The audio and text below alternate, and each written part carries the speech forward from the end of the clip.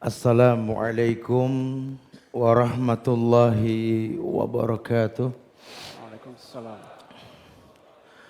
Alhamdulillah. Alhamdulillahilladzi arsala rasulahu bil huda wa dinil haq liyuzhirahu ala dini kullih wa kafa billahi syahida. Wa ashhadu an la ilaha illallah wahdahu la syarikalah wa ashhadu anna Muhammadan abduhu wa rasuluh. Ya ayyuhalladzina amanu taqullaha haqqa tuqatih wa la tamutunna illa wa antum muslimun.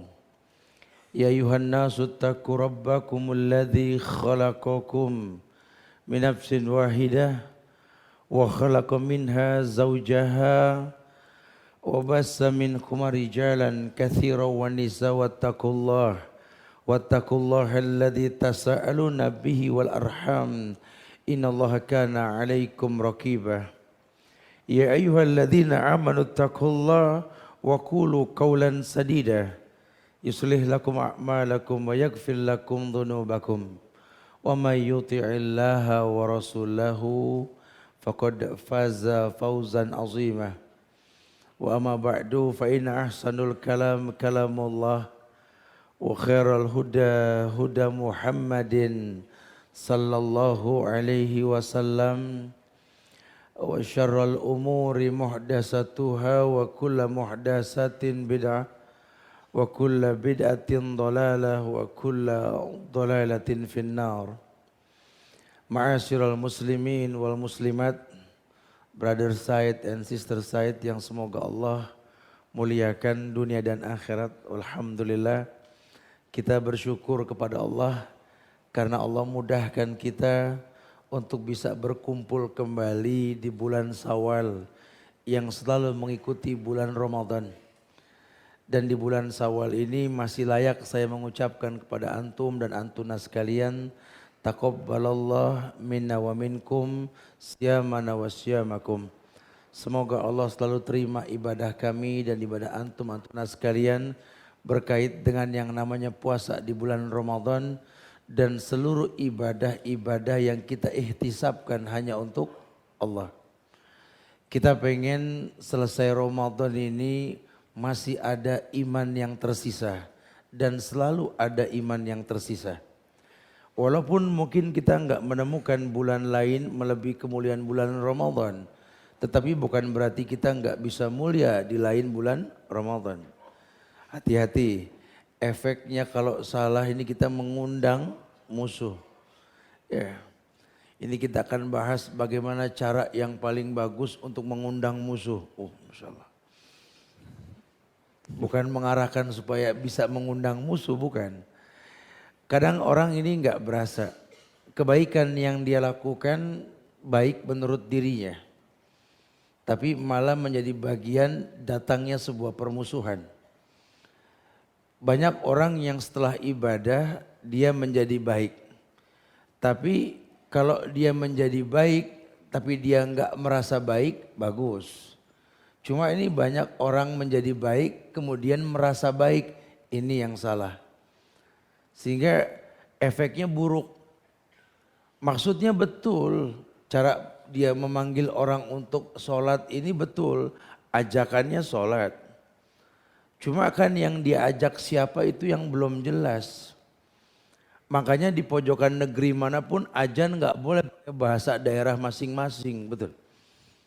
Ini salah satu hikmah azan pakai bahasa Arab biar di Tibet.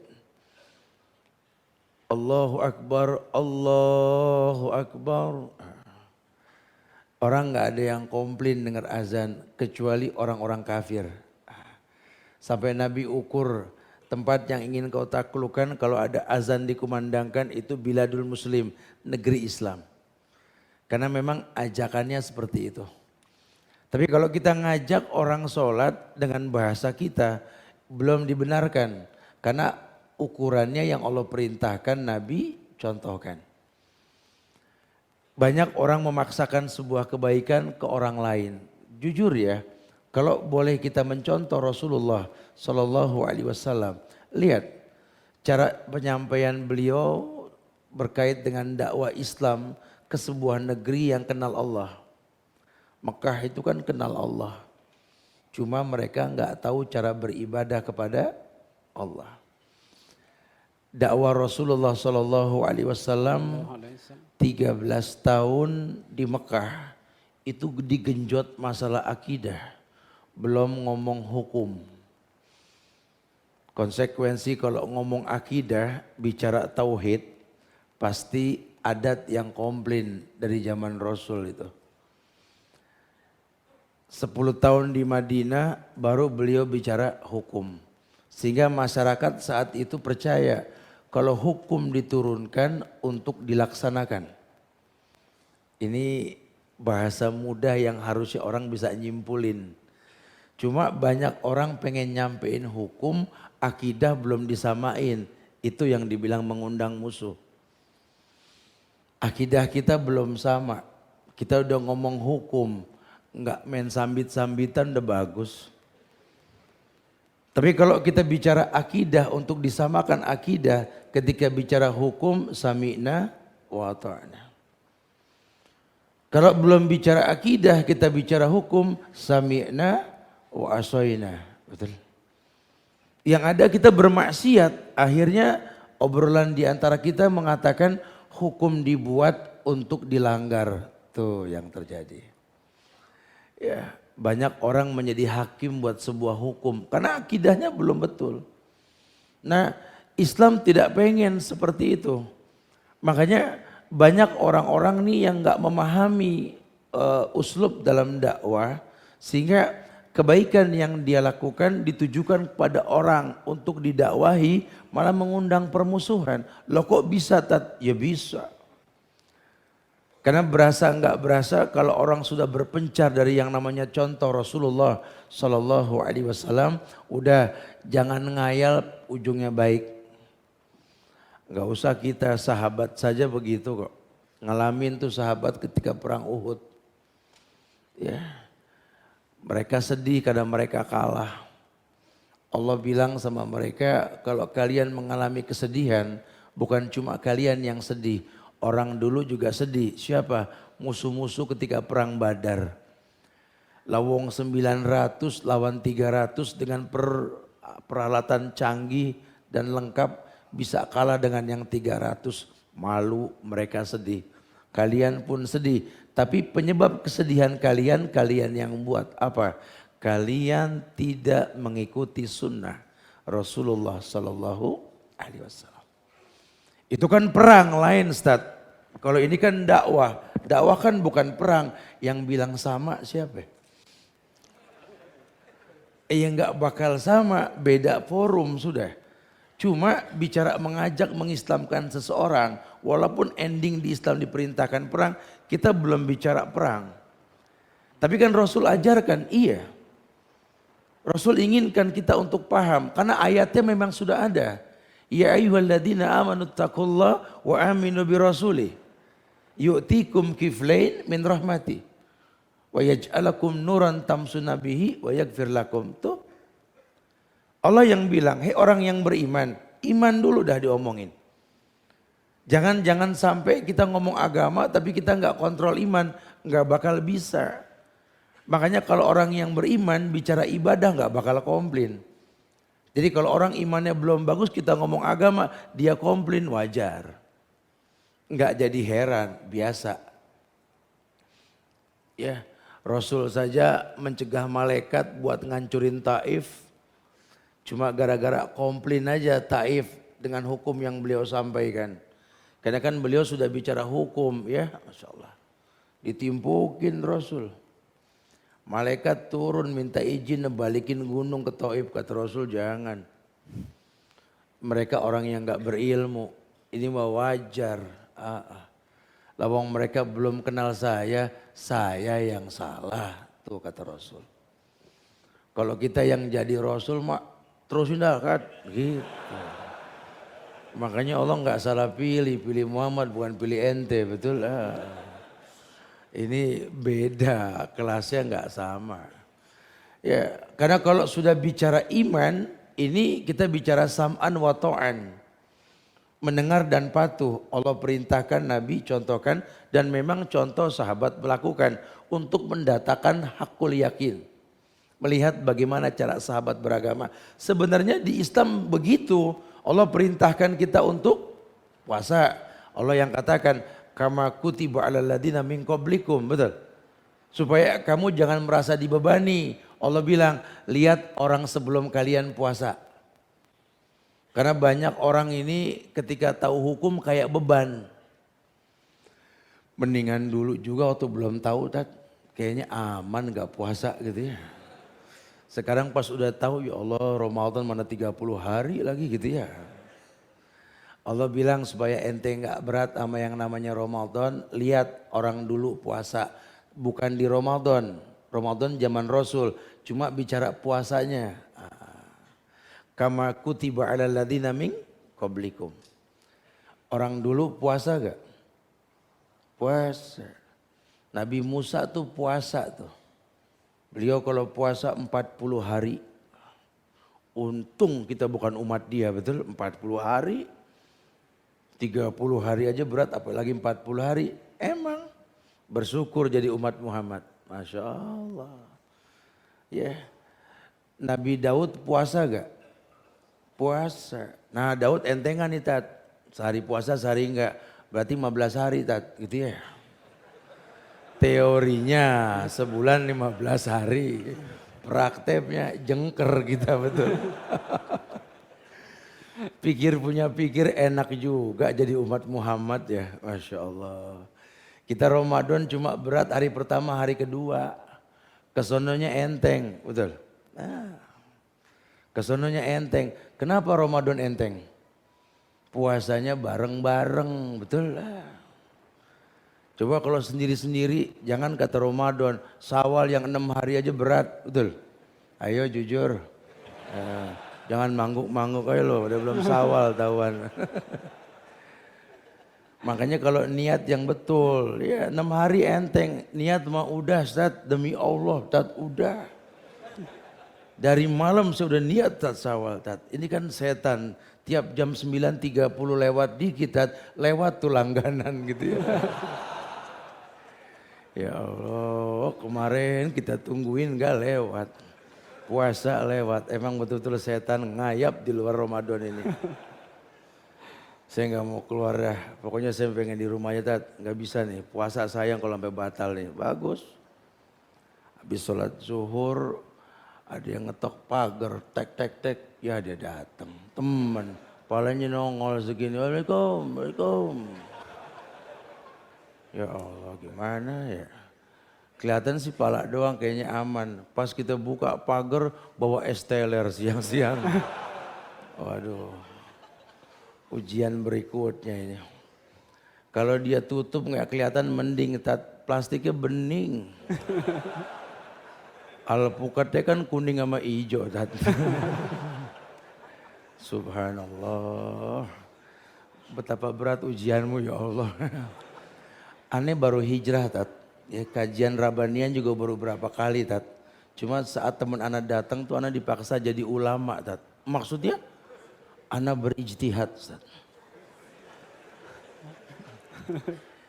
Ini temen datang tamu. Ihtiramu duyub kata Ustadz perlu, wajib. Saya tanya datang mau apa, curhat masalah nih. Ya Allah tamu wajib.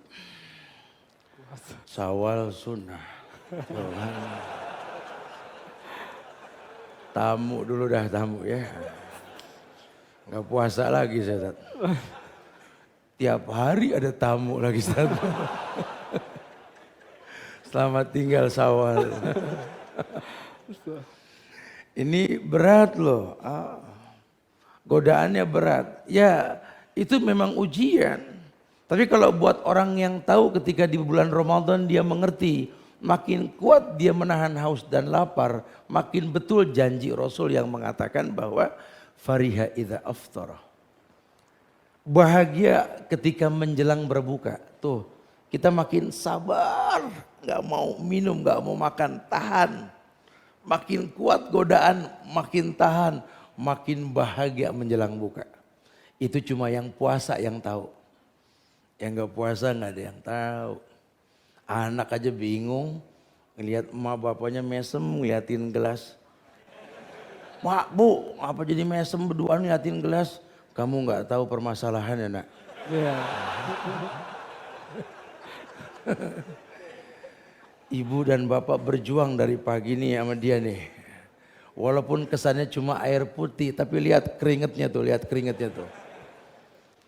Sampai seret gara-gara dia. Subhanallah, wallahi ya akhi. Allah gembleng kita untuk menstabilkan iman. Karena nanti efeknya buruk. Kalau iman ini stabil, godaan tuh cuma dianggap sebagai ujian. Karena dia tahu la yadurrukum man dhalla idza tadaitum. Enggak ada yang membahayakan kalau sudah sifatnya takdir. Dia mengerti sekali Allah akan uji dia. Dia mengerti sekali bahwa ujian ini akan mendatangkan kedewasaan. Iman yang stabil ini akan membuat dia mengerti ternyata setiap ibadah itu mendewasakan diri seseorang yang beribadah. Sehingga ketika dia mungkin sudah pandai dalam baca Quran, dia sudah pandai dalam sholat, dia sudah pandai dalam berpuasa. Dan setiap ibadah dia rasakan nikmat. Maka kalau bicara dakwah kepada masyarakat, visualisasinya yang dikedepankan. Lihat dong efek ibadah. Ternyata orang yang beribadah dengan cara yang betul enggak jadi orang yang frontal. Tidak menjadi orang yang menimbulkan mudarat. Tidak mengedepankan emosi. Ya, ada beberapa penyebab lemahnya iman. Salah satunya konsistensi dalam emosional. Orang kalau stabil emosinya, ini imannya bisa kurang dengan sendirinya loh. Maksudnya gimana Ustaz? Iya, ini orang dari muda sampai tua stabil emosinya. Maksudnya apa? Emang ngambekan gitu ya? Ya kalau stabil emosi yang dimaksudkan untuk urusan keagamaan bagus. Dia memang dari muda Ustaz, kalau ngelihat masjid sepi kesel banget.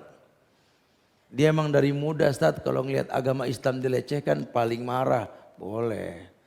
Tapi kalau emosinya bukan ke agama ya salah. Muda kuat dia nahan emosi, tua stroke ringan. Betul? Iya, hati-hati loh. Nah, setiap perintah dalam Islam ini akan membentuk si orang yang berbuat kebaikan menjadi lembut, menjadi baik. Makanya orang kalau sudah imannya bagus, ini setiap perintah yang diperintahkan tuh dia pandang sebagai rahmat. Sebagai rahmat. Antum tahu kan sejarah Rasulullah Sallallahu Alaihi Wasallam ketika beliau ujlah, ketika beliau mengasingkan diri di Gua Hiro. Pernah dengar? Beliau dapat wahyu di Gua Hiro. Istrinya Khadijah. Ini perempuan pilihan yang memang gak salah beliau memilih Khadijah. Itu Nabi seminggu di Gua Hiro, seminggu bininya pagi bawa makanan, sore bawa makanan itu turun naik. Yang udah umroh tahu tuh di Mekah ada Gua Hiro yang kayak punuk onta. Itu mapala saja, pencinta alam. Sehat, seger tanpa ada masalah di badannya. 2,5 jam baru nyampe ke atas. Baru atasnya doang. Belum bicara turun. Udah ngos-ngosan. Umroh berikutnya diajak lagi. Oh gak dah. Begitu ya. Istrinya Khadijah pagi dan petang bawa makanan ke atas. Subhanallah. Tuh yang pada mau jadi Khadijah tuh ingat tuh. Ya. Suruh bawain kopi ke depan bilang berat. Gimana coba bawain ke gunung ente. Ngaji di Rabanian 2 kali pengen jadi Khadijah. Ntar dulu. Ada yang niru Khadijah. Ini kita bicara iman dulu atu-atu biar gampang dipahaminnya nih. Ya. Karena kalau salah ngundang musuh urusannya kita. Ada yang mirip Khadijah. Itu kejadiannya itu ketika Nabi mau hijrah. Namanya Asma binti Abu Bakar.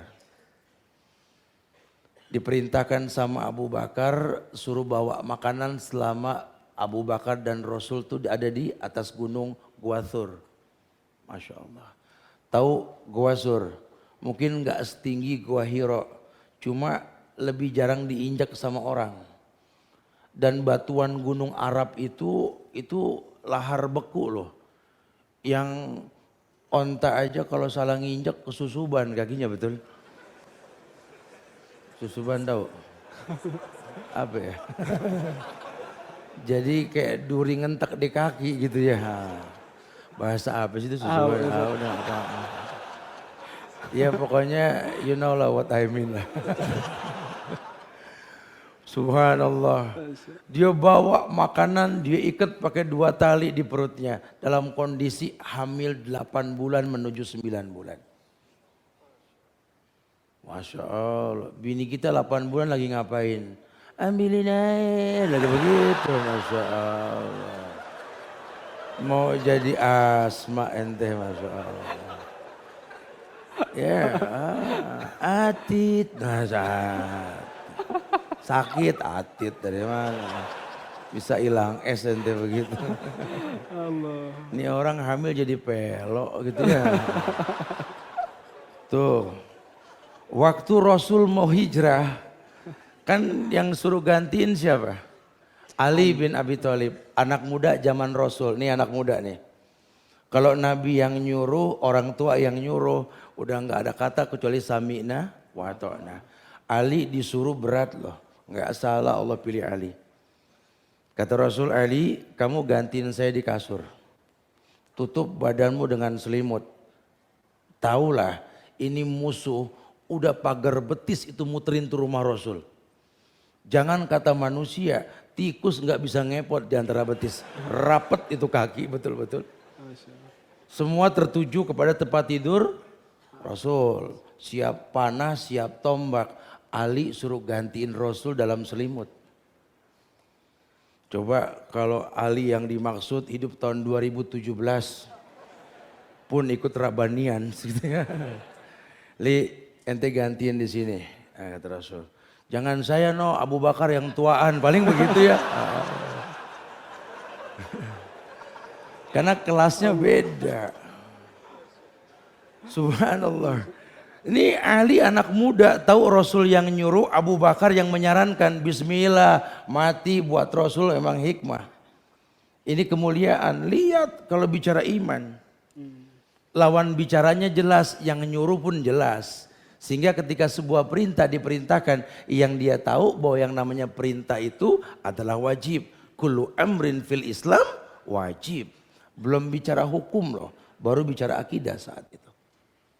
Ali yang gantiin. Zaman sekarang mikir orang 1000 kali, makanya tuh Ali belum kawin sama Fatimah tuh. Nggak salah ada Rasul pilih dia sebagai mantunya tuh. Masya Allah, kenapa? Karena memang ketaatan beliau kepada Rasulullah Sallallahu Alaihi Wasallam. Mungkin Ali akan banyak ujian, tapi kan konsekuensi orang patuh ke Rasul apa? Yu'tikum kiflain min rahmatih tadi. Mungkin berat rasa untuk mengiyakan sunnah, tapi efek sunnah yang dia pegang. Bahwa orang yang melaksanakan sunnah janji indahnya banyak. Yang pertama, Allah akan berikan cahaya dalam hidupnya. Yang kedua, Allah akan ampunkan dia. Dan orang yang bersunnah kata Allah apa? Hatta uhibbahu. Timbulnya aku jatuh cinta sama dia. Sementara efek cinta apa? Kalau dia minta pasti ku beri, dia minta perlindungan pasti ku lindungi. Tuh. Makanya dimanapun dia berada, dia akan pegang imannya. Saya salut sama seorang syekh yang datang ke Indonesia. Kan safar dari Arab, betul. Tapi dia melaksanakan puasa sunnah. Ini kalau sama orang-orang yang baru belajar mah dihakimi nih syekh. Kurang cakep ilmunya nih syekh nih. Yang wajib aja suruh buka kalau lagi safar, dia malah yang sunnah dikerjain. Kayaknya beda mazhab nih. Kan orang sekarang begitu tuh kan, suka jadi hakim aja langsung, baru belajar ke satu orang. Pernah nanya enggak ke sehnya, kenapa ente ngerjain puasa dalam keadaan safar? Ya si saya bilang, anak nggak bawa harim. Takutnya syahwat nggak kontrol, nih safar bro. Salah satu yang menghilangkan syahwat itu kan puasa, betul? Aghaddu lil basar wa ahsanu lil faraj. Ini antara dia sama Allah dah, bukan sama manusia. Itu formula yang Islam tawarkan. Daripada bablas nggak bener nih syahwat, mendingan puasa. Betul. Cuma karena kita belum paham dalam uslubud dakwah, kita bisa menjadi hakim buat sebuah ibadah tanpa bertanya. Banyak di kita banyak. Padahal orang dimuliakan dengan tuba liman sagol aibuhu an uyubin nas. Beruntung orang yang sibuk dengan aib dirinya ketimbang aib orang lain. Bicara aib loh. Ini kebetulan bukan aib, cuma ijtihad. Ya. Kita sibuk dengan orang lain, kitanya yang rugi nanti. Harusnya menjadi orang yang paham kalau iman sudah sempurna, takdir itu kan memang izin Allah. Tidak ada yang namanya takdir itu kejam, tidak ada yang namanya takdir itu buruk. Dan dia tahu sekali bagaimana proses mendatangkan sebuah kebaikan. Dia ingin berdakwah ke kampung di mana dia tinggal. Dia ngelihat ini banyak perbuatan bid'ah, banyak perbuatan syirik. Ada tradisi yang dikedepankan karena keburukan yang dipahami. Bagaimana cara mendakwahinya? Dia nggak main hantem kromo. Dia nggak membenarkan perbuatan bid'ah. Dia nggak membenarkan perbuatan syirik. Betul. Cuma yang dia pahami ini mad'unya ini terlahir dalam keadaan begini. Maka yang paling baik bukan mengkritisi hukum dulu. Yuk samakan akidah. Yang beliau contohkan Rasulullah SAW apa? Memperkenalkan diri agar orang bisa menyimpulkan sidik, tablik, amanah, fatonah. Itu yang Rasul miliki. Jadi nanti kalau kesononya orang sudah kenal sifat baik ini, apapun yang diucapkan pasti baik. Jadi kalau sampai kita sudah kenal nih orang soleh, memang kelas solehnya bisa diukur dah, insya Allah dia mak. Kemudian mungkin dia ceramah menjadi dai, datang ke bank-bank konvensional. Kita yang tahu dia subhanallah, ini orang-orang bank bisa keluar gara-gara dia nih masya Allah tuh. Tapi kalau yang nggak paham, Ustadz makan riba tuh. Cuma gara-gara dai masuk ke bank konvensional, ceramah di mana-mana tentang Ustadz yang masuk ke bank-bank konvensional. Astagfirullahaladzim. Si Ustadz jeli ngelihat banyak orang ini bermaksiat berkamuflase dengan penampilan. Ya geng-geng motor, geng-geng mobil mungkin ya. Tapi kalau antum sudah pertontonkan akidah yang bagus, antum tetap bergaul. Dulu antum anak motor, anak mobil, gaul abis. Sekarang tobat, jangan sampai nggak bergaul. Karena yang tahu cara keluar dari kungkungan maksiat motor dan mobil, ente. Ajak teman untuk masuk ke dalam celah tersebut supaya bisa keluar sama seperti ente. Makanya kan ditekankan sama Rasul, orang beriman yang bagus imannya, yang mau bergaul sama orang yang kurang baik imannya lebih mulia ketimbang orang yang beriman yang gak mau bergaul. Tuh. Jadi jangan pernah menyesalkan takdir. Anda pernah begini, Anda pernah begitu, sekarang Anda bertobat, ya pertontonkan perubahan. Orang yang bertobat, orang yang membenci masa lalu, tapi enggak membenci orang-orang yang masih terjebak di masa lalu. Tobatnya total, orang yang tobatnya total jadi lembut dengan teman-teman di masa lalu untuk mengajak pada perbuatan baik. Jadi betul-betul tobat yang total, bukan cuma sekedar tobat. Anak sih udah hijrah, Tat. Ya alhamdulillah udah gak ada minum-minuman keras Tat. Ya bagus dong Masya Allah. Temennya datang ngajakin, temennya gak tahu, Ustadz tahu, temennya gak tahu kok dia tobat. Minum yuk. Aduh gak minum dah. Ya enggak, nih mana yang bayarin. Ayo dah. Gitu katanya. Ini berarti tobatnya karena gak ada duit gitu ya. Wah ini bahaya nih.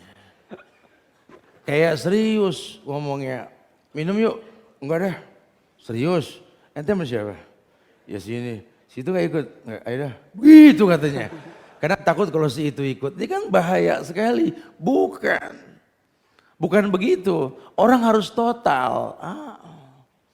Udah ngerti ini memang gak boleh. Coba dipupuk keharaman tersebut. Karena dalam Islam perintah itu kan fattaqullaha mastata'tum, bertakwa semampunya. Kalau sudah bicara larangan gak pakai tawaran begitu. Nabi yang mengatakan manahaitukum an syai'in fajtanibuhu wa ma amartukum bihi fa'tu minhu mastata'tum. Apapun yang kuperintahkan lakukan semampu kalian.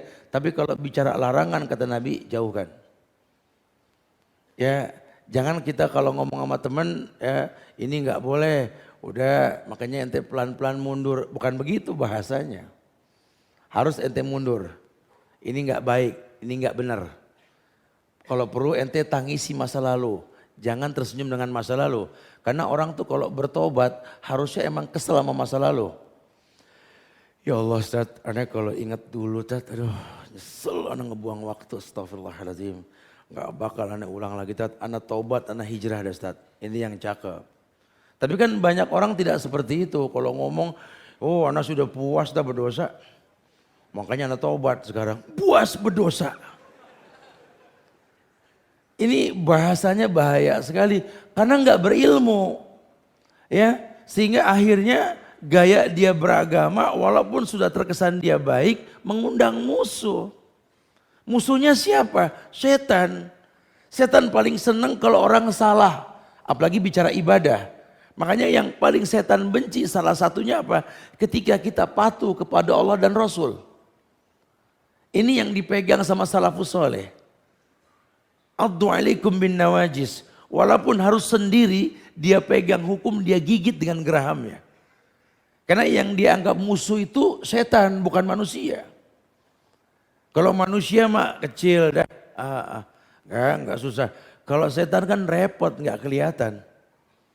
Kalau manusia kelihatan mau berbuat macam-macam juga kita bisa siap-siap dah. Ini kalau setan kan enggak jelas. Nah yang bisa nolong dia dari godaan setan ya cuma Allah. Dan kalau Allah mau tolong dia, dia pegang. Innallaha thayyib la yaqbalu illa thayyiban. Allah baik, cuma nerima yang baik. Itu yang dia pegang. Setelah dia ngaji, dia tahu ternyata setiap ibadah yang dia lakukan akan membuat dirinya makin baik.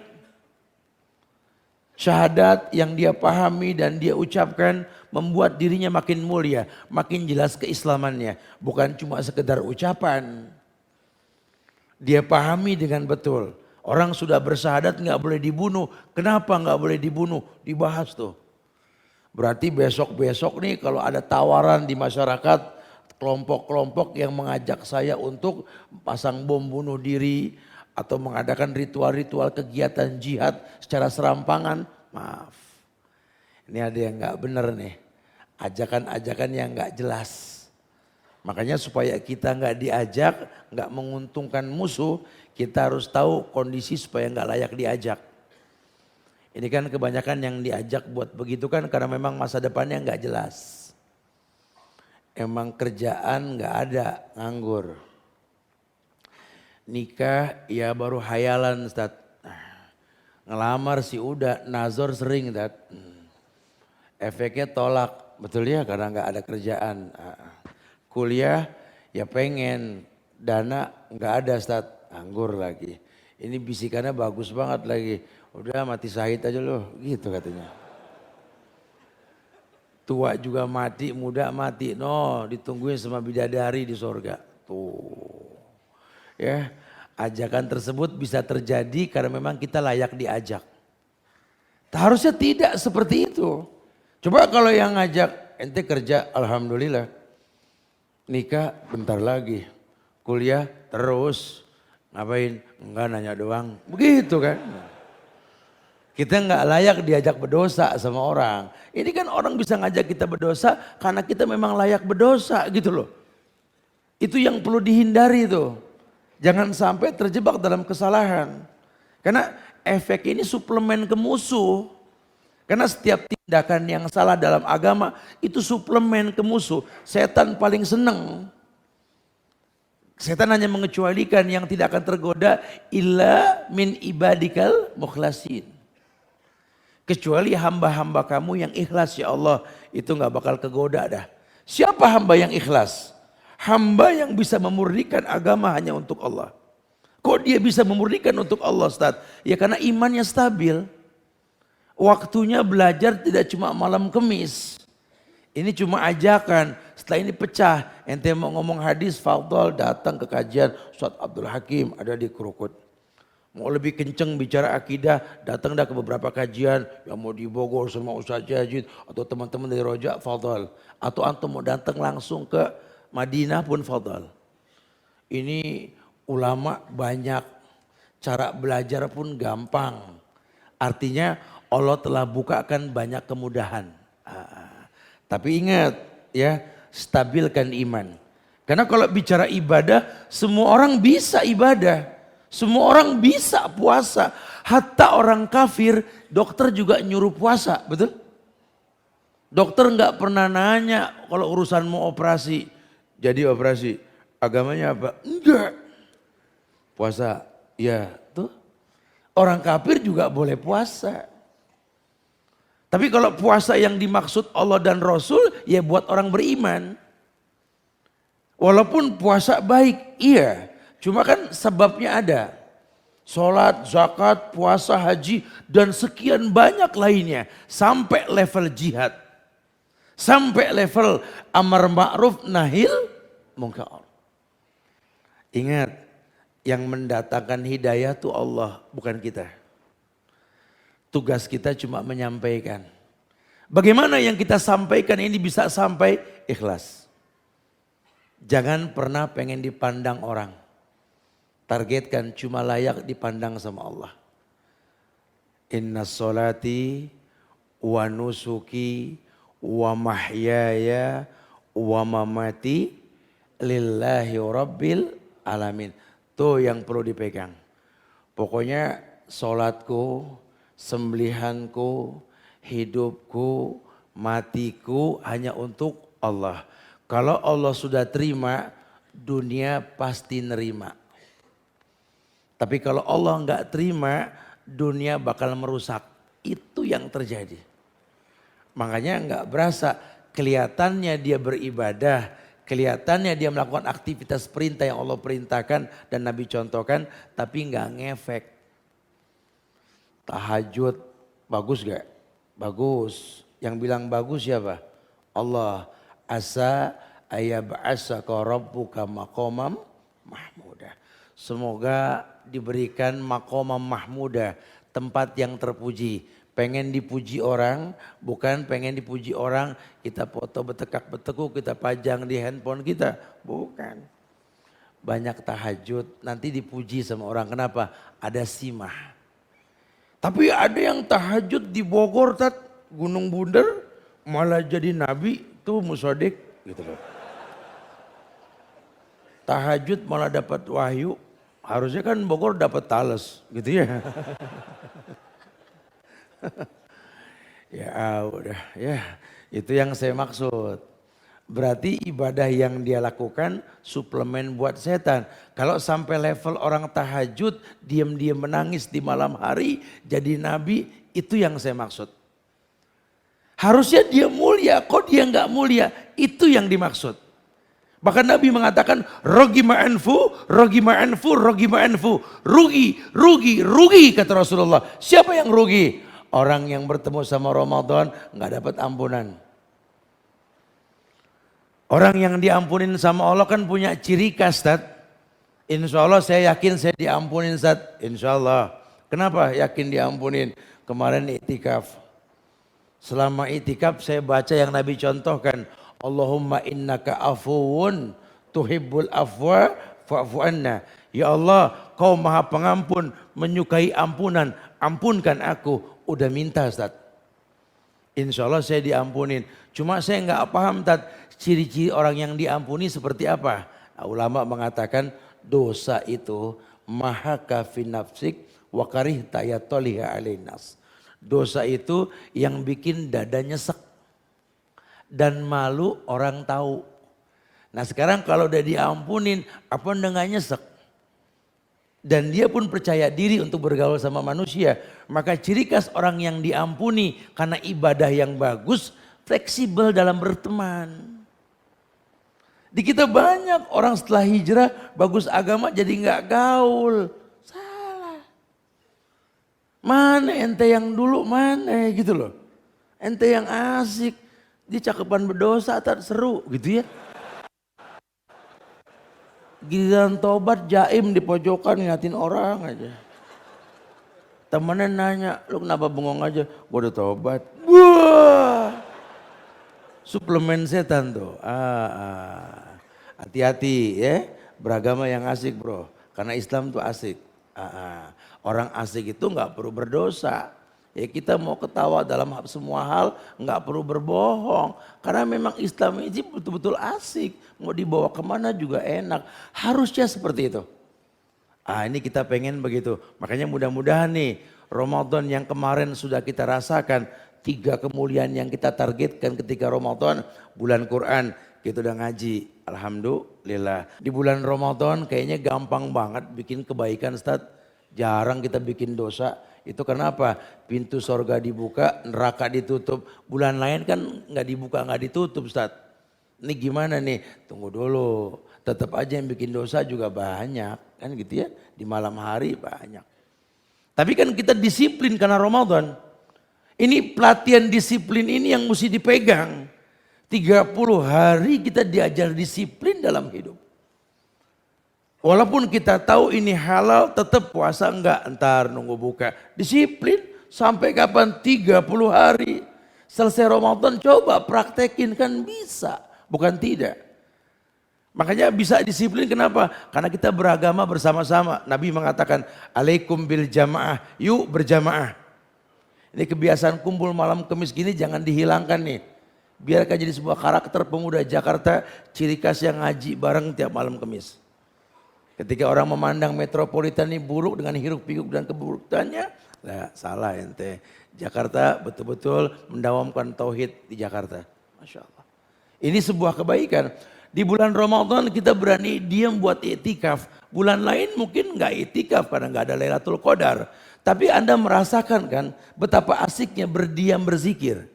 Yuk berzikir. Caranya bagaimana? Intizar. Menunggu waktu azan, waktu sholat. Waktu Ramadan gampang betul bangun subuh. Kenapa gampang bangun subuh? Sahur. Ini selesai Ramadan ada yang nanya, gimana Ustaz biar gampang bangun pagi? Ya sahur tadi. Dengan sahur, kalau sahurnya betul kayak sahur Rasul menjelang subuh, subuh gampang. Ya ini enggak sahur, pengen bangun pagi ya susah. Kalau enggak tidur cepat, betul. Itu semua teknik yang beliau ajarkan. Sehingga butuh iman. Kalau iman sudah stabil, nggak bingung, efeknya jelas. Sehingga kalau kita berbuat sebuah kebaikan atau mengajak kebaikan, bukan membuka suplemen pintu setan, bukan. Justru setiap ibadah berkait perintah Allah dan contoh Rasul, setan paling takut tuh. Ya, setan paling nggak demen sama orang yang puasa. Makanya orang lagi puasa bikin dosa, males. Ya. Setan nggak sengaja bikin dia batal dulu baru digoda. Karena kalau ngegoda orang puasa susah. Tapi kalau udah batal gampang dah digoda gitu ya. Nah, itu kita yang paham. Ingat kita pernah merasakan fariha idza aftara. Bahagia menjelang berbuka. Masya Allah. Wallahu a'lam bishawab. Barakallahu fiik. Masya Allah. Ustaz, barakallahu fiik. Fika barakallahu taib. Menarik banget Ustaz. Berarti kalau kita boleh rumuskan, simpulkan. Setan yang paling gemuk ada di rumahnya orang-orang yang bermaksiat. Oh iya, Masya Allah. Ya Ustaz, maksiat tadi. Kita boleh ambil contoh mungkin ada saudari kita yang masih berat untuk menutup aurat. Masih ada yang setelah Ramadan dia masih pacaran. Ya. Iya. Ini kan suatu aktivitas yang sebenarnya mengundang musuh yang tadi Ustaz sampaikan. Semua itu, aktivitas itu membuat musuh mereka semakin gemuk, semakin bergizi dan bergizi. Ya Ustaz. Iya. Mereka semua ini saudara-saudara kita mungkin yang paling terkenal slogannya adalah hidayah belum datang ke gue. Iya betul. Bagaimana orang-orang yang menyalahkan hidayah Ustaz? Mungkin Ustaz bisa sampaikan. Emang pacaran tuh bahasa Indonesia sih ya. Bahasa Arabnya apa ya? Iya nggak ada emang. Gimana Ustaz? Antum kan sudah tahu step-stepnya ya untuk menikah. Antum nazor dulu, habis nazor baru ta'aruf. Karena kan tak kenal ta'aruf. Gitu ya. Habis ta'aruf baru khitbah. Harusnya tuh orang kalau sudah nazor masuk kepada jenjang ta'aruf itu karena punya agenda. Sehingga istilah pacaran itu akan hilang dengan sendirinya. Saya bilang tadi kan sama antum banyak anak sekarang nih pengen nikah tujuannya simple, yuridul afaf. Pengen bisa jaga diri supaya enggak berzina, bagus. Cuma kalau cuma sebatas itu, abis itu mau ngapain? Setelah berumah tangga ada pelampiasan jadi enggak berzina, emang mau begitu mulu? Kan enggak. Ini rumah tangga mau kemana setelah ini? Makanya manis tatua minkumul ba'ah itu yang dimaksud orang yang sudah punya tujuan hidup. Jadi kalau ngelihat perempuan yang memang dia cari. Ya. Saya pengen jadi pedagang nih Ustaz. Ini toko di mana-mana, saya butuh perempuan yang cerdas, amanah. Ini yang saya cari. Pas mencari perempuan yang memang dibutuhkan. Saya akan menjadi orang yang dikirim ke beberapa daerah, ke offshore lah istilahnya. Untuk bisa bekerja di daerah-daerah. Kayaknya saya butuh perempuan yang siap hidup susah di daerah-daerah. Cari. Saya bakal jadi orang yang akan melanglang buana meninggalkan keluarga. Saya butuh perempuan yang bisa jaga gawang nih. Kalau saya nggak ada, dia akan diamanatkan rumah tangga. Saya sih bakal di rumah mulu, cuma tamu saya selebar jagat. Tamu kalau datang bukan 1-2, pakai bis. Saya butuh perempuan yang pinter masak tuh. Sehingga dia cari memang yang dia butuhkan, itu yang betul. Kalau cuma sekedar pelampiasan saja habis itu bingung bagaimana, akhirnya efek buruknya apa? Dengan basa-basi tanpa agenda, saya pengen kenal dulu deh saat pacaran tuh. Akhirnya istilah itu timbul dengan sendirinya karena nggak jelas tujuan hidup kita. Harusnya nggak begitu. Makanya yang paling baik buat orang-orang yang seperti ini berilmu sebelum beramal. Hidayah akan datang kalau kita sudah berilmu. Ya, walam yalbisu imanakum bizulmin ulaika lahumul amnu wa hum muhtadun. Bahasanya kan begitu. Kalau selamanya dia tidak mencampur adukan iman dengan kezoliman, ulaika lahumul amnu wa hum muhtadun. Allah akan berikan ketenangan jiwa, gampang dapat hidayah. Hidayahnya rumah tangga penuh dengan keberkahan. Ini gimana mau dapat rumah tangga yang berkah kalau mukodimahnya maksiat? Enggak bisa. Oh saya dapetin dia bukan gampang Ustaz. 4 dukun, Masya Allah gitu. Antum ngayal sakinah mawaddah warahmah dapat dengan cara yang haram ya nggak bisa. Dia kalau nggak saya macam-macamin dulu mah nggak bakal mau. Waduh Masya Allah. Bahaya tuh ya. Jangan suka ngayal sesuatu yang baik dengan cara yang haram. Gak akan pernah bisa sampai kapan juga. Ustaz, kalau ditanya kita di hadapan kita ini semua nih alumni Ramadan Ustaz.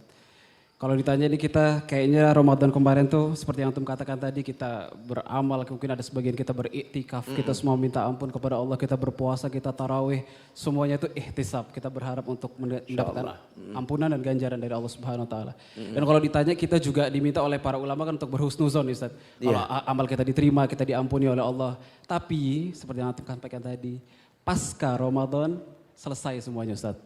Kayaknya tuh ya Allah Ustaz, ana aja kayaknya ngalamin Ustaz, kayak kita tuh aduh kayak ngamalinnya kemarin aja tuh yang kita getol tuh kayaknya kurang lagi. Maksiat yang kemarin balik lagi astagfirullah gitu Ustaz. Jadi sebenarnya apa sih Ustaz indikasi itu semua dan apa namanya, apakah dengan itu kayaknya tuh setiap jam tuh ada aja maksiat ngampirin kita, apakah dengan itu otomatis semua musuh kita menjadi gemuk, gimana Ustaz? Kalau antum perhatikan bulan-bulan Islam itu menjanjikan ibadah yang berefek pada bulan berikutnya. Oke. Kita kemarin bicara Sya'ban. Kita bicara menghitung Sya'ban untuk tahu ru'yatul hilal. Setelah masuk hilal kita bicara Ramadan. Betul? Habis Ramadan kita bicara Idul Fitri. Terus kita bicara Syawal. Berkait 6 hari Syawal seperti puasa setahun kalau ngikutin Ramadan. Habis Syawal masuk Dzulqa'dah kosong. Mulai masuk Dzulhijjah, betul? Dzulhijjah ini 9 hari nih. Ada yang namanya puasa Dzulhijjah dari tanggal 1 sampai tanggal 9. Tapi kalau yang namanya 9 itu adalah puasa Arafah. Sehingga didalami ada ibadah-ibadah yang berkesinambungan dan seterusnya dan seterusnya. Harusnya kalau kita sudah tahu yang namanya ibadah di Islam akan berefek pada setiap diri pelaku ibadah tersebut. Ya, dengan cara apa? Iman, ihtisab dan lainnya tadi. Ini membuat ibadah yang akan datang lebih baik.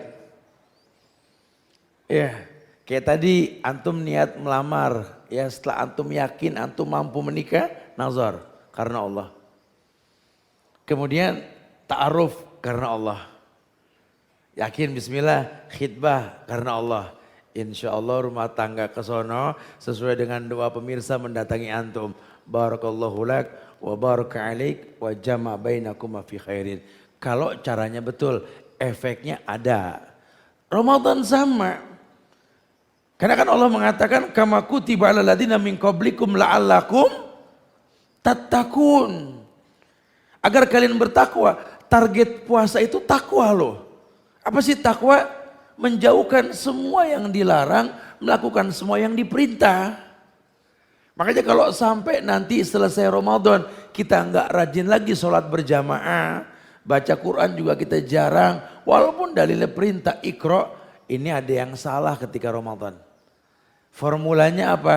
Dekat sama orang soleh, berteman sama orang soleh. Kumpul bersama mereka. Almar'u ala dini khalili. Orang tergantung agama temannya. Makanya saya suka tekankan sama teman-teman. Ini kita kumpul nih bukan cuma di masjid. Di luar masjid kita kudu ngobrol. Rabanian nyontoin. Kajian bukan cuma di masjid. Di bawah kita ngobrol lagi, betul? Berharap apa? Di luar juga sama. Oke. Ya, jadi yang diobrolin tuh yang asik-asik. Nah, itu lingkungan. Kalau lingkungan sudah asik, manusia kan gimana lingkungannya? Ya. Kalau yang dilihat bagus, yang didengar bagus, artinya bagus, yang keluar bagus. Masya Allah. Tapi kalau yang dilihat buruk, didengar buruk, artinya buruk, yang keluar ya little zoo, kebun binatang, betul. Wallahu a'lam. Oke, Ustaz. Jazakallah khairan. Baik. Kita buka sesi tanya jawab dan mungkin kita ada sedikit waktu ya. Insya Allah nanti kita akan sambung di bawah seperti yang Ustaz paparkan tadi. Yang baru hadir, kita di sisi bantu gue, utara selatan tuh sana. Utara. Utara, sisi utara lapangan basket, lapangan bola kita ada bazar kuliner dan kita bisa duduk di sana, kita bisa makan dan akan ada sesi tanya jawab bareng Ustadz di bawah, kita bisa diskusi lebih dalam dengan Ustadz. Yang mau keluar tolong merunduk dan tetap berada di majelis jika tidak ada uzur yang begitu penting. Silakan Dimas. Oke, jazakallah khair Ustadz Ya, atas insya Allah. materinya, alhamdulillah. Dan kita akan buka sesi tanya jawab, mungkin dimulai dari Ikhwan dulu. Panitia Akhwat mulai bisa dibantu persiapan pertanyaan berikutnya mungkin bisa dipilih. Ya. Dan bagi Ikhwan, brother side kita bisa mulai siapa yang ingin bertanya kira-kira. Siapa yang mau bertanya? Silakan Dan angkat tangan. himbauan kami mudah-mudahan tersampaikan adalah sesuai materi. Oke, silakan saya mau bertanya. Oke, di ujung sana. Mike bisa diupayakan. Terima kasih jazakallah khair. Boleh dibantu passing. Terima kasih. Jazakumullah khair ke semuanya. Silakan sebutkan nama dan asal. Yang ingin keluar diharapkan tetap tenang dan tidak. Assalamualaikum warahmatullahi wabarakatuh. Waalaikumsalam. Waalaikumsalam warahmatullahi wabarakatuh. Silakan nama dan asal. Nama saya Fauzan, Ya. asal dari Kebun Jeruk, Jakarta Barat. Fauzan, apa kabar Fauzan? Silakan. Saya mau tanya terkait dengan yang ceramah tadi. Fauzan berdiri dong Fauzan, Ustadz biar bisa lihat. Kebetulan saya ada kawan, Hmm. kebetulan ya saya pribadi anak band gitu dulu. Masya Allah, barakallahu fiik. Terus masuk ke lingkungan underground, anak metal lah gitu. Ya, Terus saya ada salah satu kawan saya itu salah satu bisa dikatakan dengkot dari anak-anak metal juga gitu. Masya Allah. Pada zaman itu. Oke. Sekarang saya belum lama ini ketemu gitu di media sosial kalau dia udah tobat. Gitu. Tobatnya 180 derajat. Tapi sekarang dia suka ngejudge gitu. Ngejudge orang dengan yang bid'ah, semua orang dikatain lalu bid'ah. Oke. Terus kalau misalkan yang gak cingkrang di marah-marahin. Terus Oke. misalkan dia pernah posting gitu foto dia lagi berdebat tentang di mana ya Rasul segala macam. Pokoknya debat mulu gitu. Debat. Tapi memang dia sekarang itu ya 180 derajat. Nah, gimana menurut Ustaz nih model kayak gini? Iya. Assalamualaikum warahmatullahi wabarakatuh. Oke Fauzan, menarik sekali. Oke Ustaz. Iya. Iya. Ini pertanyaannya memang tepat dengan judulnya ini. Oke. Ini yang kita maksud begini nih. Ya. Padahal sudah saya kasih bocoran dikit tadi bahasan bahwa saya pakai bahasa anak motor, anak mobil karena lebih tahu dunia begitu ketimbang dunia band, jujur ya. Jadi banyak orang ini yang dulunya punya masa lalu, kemudian dia berubah, alhamdulillah, dan dia bertobat. Harusnya dia pelajari proses perubahan dalam hidupnya. Bahwa dulu juga dia sebelum tobat nggak demen sama orang yang banyak ngomong atau mungkin nggak seperti yang dia inginkan. Tapi ketika dia sudah berubah, dia lupa proses perubahan dirinya. Ya, Rasulullah SAW pertontonkan dakwah yang indah, dakwah yang betul-betul membuat orang tuh nyaman ketika merasakan betapa ada proses dalam sebuah perubahan. Mungkin betul yang dia bilang, ini bid'ah, ini haram, ini syirik, mungkin betul. Cuma siapa yang diajak ngomong gitu loh. Kalau yang diajak ngomong orang yang ilmiah satu akidah asik, namanya kajian, betul? Tapi kalau belum, memang yang diajak ngomong orang yang nggak sepaham, ini yang dibilang mengundang musuh. Anak omongin habis tat, nggak bisa ngomong dia. Siapa dia no?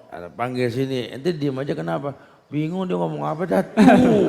Nggak paham. Jadi hati-hati nih. Ya, harusnya bicara dakwah itu ya pada akhirnya visualisasi. Buat apa Islam menjanjikan simah? Ada bekas ibadah. Orang sholat bekasnya itu nggak mau berbuat keji dan mungkar. Orang puasa takwa, orang beriman bisa sabar. Itu efek. Ini Anda ibadah cuma nggak ngefek, betul. Anda tidak salah. Ya saya sering sekali diomongin sama ustadz-ustadz yang udah pada ngetop. Itu Ustadz Suban, aku ustadz berteman sama preman-preman di motor. Keliling mulu, kapan ngajinya tuh. Saya bilang kalau dia mau jujur japri saya dah. Saya akan bilang ke dia tiap malam, Anda lagi belajar nih. Begitu, cuman dia nggak mau ngejapri gitu ya. Ngomong aja sama grupnya begitu loh ya. Ini bahaya sekali, jangan. Kita nggak pernah tahu teknik orang untuk bisa bersurvive, untuk menghadapi ujian hidup. Makanya pelajari proses perubahan untuk memberikan bocoran kepada orang agar dia bisa berubah dengan cara, apalagi sama-sama anak band, tahu lah ya. Apalagi sama-sama anak metal, betul? Pasti tahulah selah untuk bisa bicara. Itu yang saya maksud. Makanya hati-hati nih, proses sebuah perubahan. Taubat itu ada caranya. Jangan sampai kita frontal karena salah satu cara orang yang bertobat setelah dia menyesali masa lalunya, berjanji nggak akan pernah mengulang, dia akan menuntut ilmu. Supaya dia tahu bahwa perbuatan di masa lalu itu untuk ditangisi, bukan dikenang indahnya. Allahu a'lam bishawab. Kita belajar agama bukan untuk bikin hati kita keras, Tete. Iya. Ayo. Masya Allah. Hikmah, Sahih Dimas. Wa'iyyakum barakallah. Cukup ya. Masya Allah. Masya Allah. Dim, sister satu lagi kayak Dim. Sekarang udah jam 9. Waalaikumsalam warahmatullahi wabarakatuh. Asal. Enggin, Mbak Enggin. Mbak Andin. Ya, dari Halif. Silakan. Ya. Jadi ada temen yang baru hijrahnya total gitu. Udah benar-benar hijrah total, tapi dia kayak narik diri dari circle friends yang ada. Terus setelah dia hijrah dia suka tadinya suka posting selfie apa gimana, sekarang udah enggak. Terus sekarang dia lebih sering posting tentang dakwah, tapi ada hal-hal juga penilaian dia yang kayak judging hal penilaian ibadah orang. Nah, kan jadi gak enak gitu ya suasana pertemanannya kan. Nah, gimana ya cara ngingetinnya? Tapi kadang kalau saya mau ngingetin, saya ngerasa ilmunya kurang, ini pertemanan ini kembali enak kayak dulu lagi. Kita harus gimana tuh Tan? Iya. Nanti bicara amar ma'ruf nahil mungkar. Kalau melihat sebuah keburukan itu kan buruk ya. Rubah dengan tangan langsung tegur. Tapi kayaknya nggak mungkin deh Ustaz, karena duluan dia tobatnya. Misalkan begitu ya. Saya mau ngomong pasti kalah tua ada dalam ilmu. Berarti nggak sanggup. Ya udah doain. Karena yang datangin hidayah tuh Allah bukan kita. Terus gimana supaya dia berubah? Doa aja kayaknya kurang mantep Ustaz gitu ya. Ya digiring ke beberapa kegiatan yang mungkin bisa melalui ceramah Ustadz itu dia tersindir. Kayak seperti ini nih. Ini kan timingnya tepat kan. Banyak saya kajian di Hong Kong. Teman-teman di Hong Kong ini kan perempuan-perempuan sudah pakai cadar semua, betul? Alhamdulillah. Berarti udah pada cadar dah. Alhamdulillah itu ya, saya bilang. Sadar itu ya, lain lagi.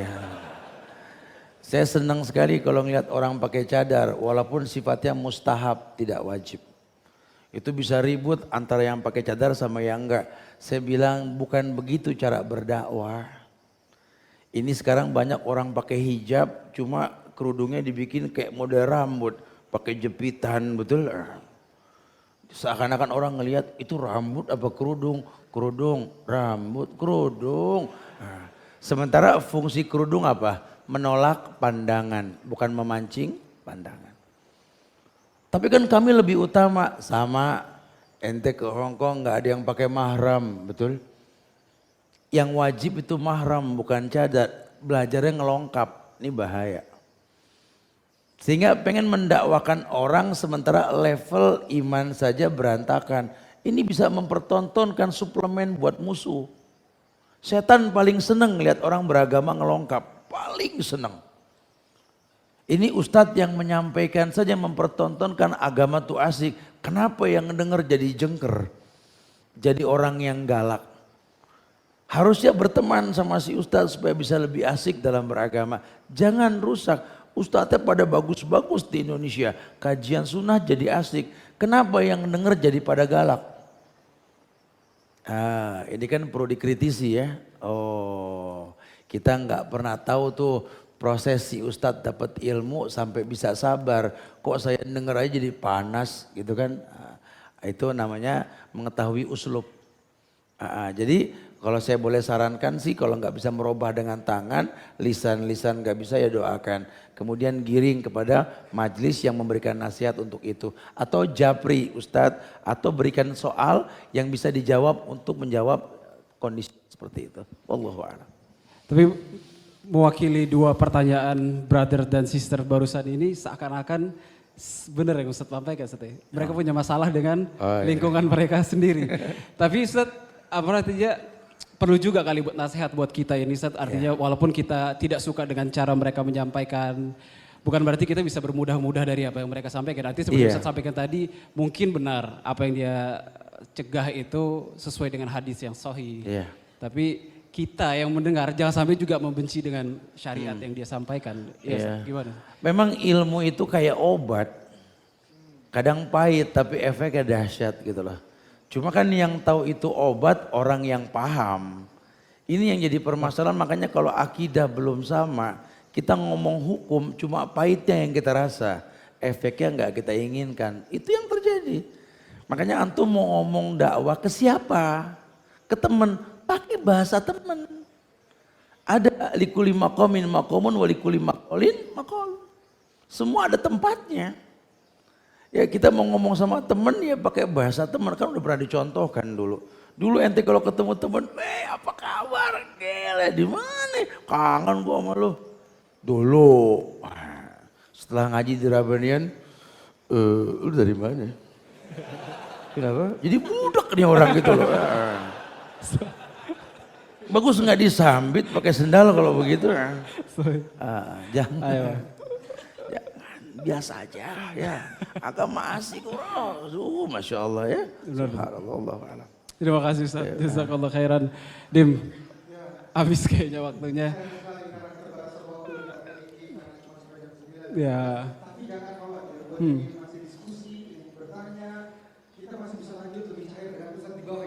Ya, insya Allah. Jadi jangan langsung pulang dulu. Ya, kita kumpul di bawah. Kecuali untuk yang sister. Ya.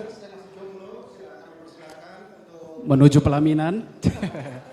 Yang masih jomblo silakan untuk bisa pulang lebih awal. Karena itu untuk demi keamanan dan keselamatan saudari kami sekalian. Tenang dulu, kita masih ada kesimpulan dari Ustadz. Duduk dulu, duduk.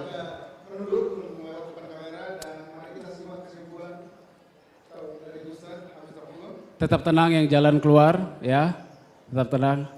Ustadz, terima kasih atas penyampaian yang sangat bermanfaat pada malam hari ini. Kita tutup dengan kesimpulan dari Ustadz. Taib, ya brother Said dan sister Said, mengundang musuh itu kita yang tahu. Mengundang musuh pun karena perbuatan kita. Harusnya setan itu enggak kita undang, musuh kita yang paling utama. Kok bisa terundang? Karena setan tahu ketika kita keluar dari jalan yang benar. Hazihi sabili adu ilallah ala basiratin. Ana wa man ittaba'ani wa subhanallah wa ma'ana minal musyrikin. Itu ayat saya masih ingat, tulisannya depan imam di Al-Azhar itu. Atau bisa lihat di tempat imam ini ada bacaan itu. Inilah jalanku yang lurus, kebenaran tidak berbilang. Jadi setan paling benci sama kebenaran yang dibawa oleh Rasulullah Sallallahu Alaihi Wasallam. Makanya disiplin diri. Udah latihan di Ramadan, di luar Ramadan ya kita punya disiplin. Kemarin walaupun nggak ada yang ngelihat tetap puasa. Sekarang kita sudah nggak berpuasa untuk hal di luar puasa. Mungkin orang bisa kita bohongin tapi Allah kan enggak. Nah kalau memang bisa istiqomah dalam hal yang seperti ini, insya Allah efek ibadah bakal kita rasa. Pun kita berdakwah bukan menyuplai suplemen pada musuh kita atau mengundang musuh. Bahkan bisa mendatangkan kebaikan walaupun belum mengajak pada kebaikan. Kenapa? Tingkah kita ini jadi simah, ada bekas ibadah dalam kehidupan kita. Wallahu a'lam bishawab. Nah.